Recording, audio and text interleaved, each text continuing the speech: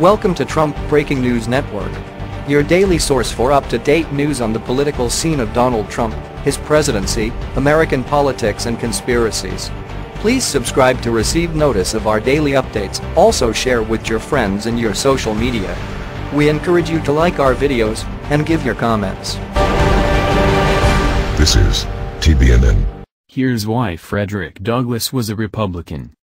Many people may not realize that one of the champions in the fight for African American rights was a black, dyed-in-the-wool Republican by his own account. In remarks at the White House on Tuesday, President Donald Trump described abolitionist and former slave Frederick Douglass as a great American icon, noting his 200th birthday to be celebrated on February 14.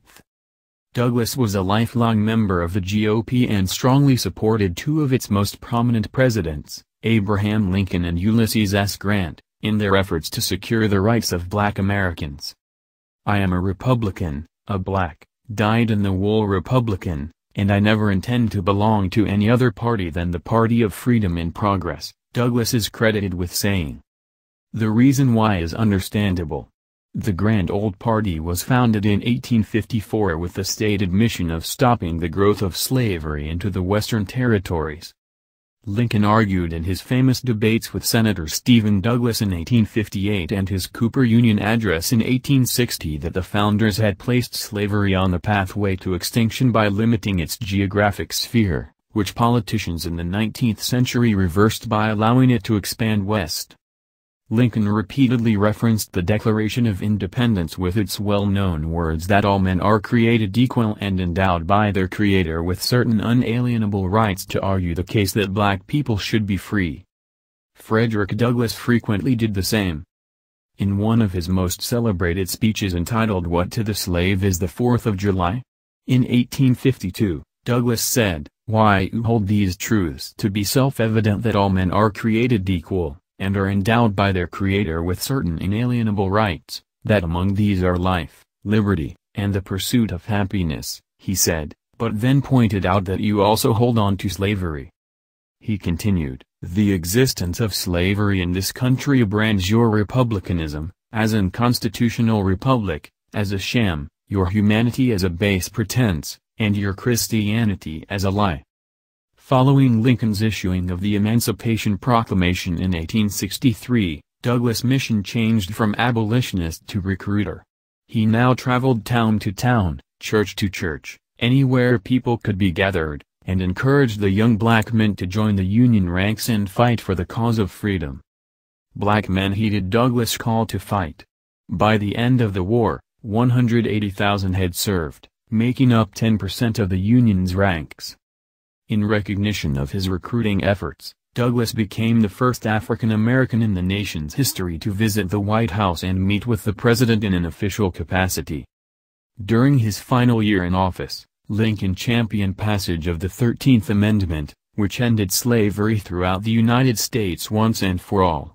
The measure was introduced by Republicans and passed with unanimous support of its members of Congress, while only a handful of Democrats, 2 in the Senate and 16 in the House, voted in the affirmative.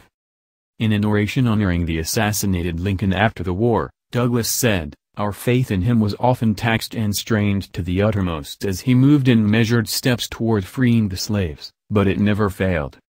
Grant, who had served as commander of the Union forces under Lincoln, would take up his former boss banner when he became commander-in-chief. The nation's 18th president fully supported passage of the 15th Amendment, which guaranteed the right to vote, regardless of race or previous condition as a slave. Once again, it was Republican members of Congress who passed the measure, but this time with no Democrat votes. Grant backed up the words and promises of the post-Civil War amendments by sending federal troops into the former Confederate states to ensure their enforcement and to protect the lives of the recently freed slaves.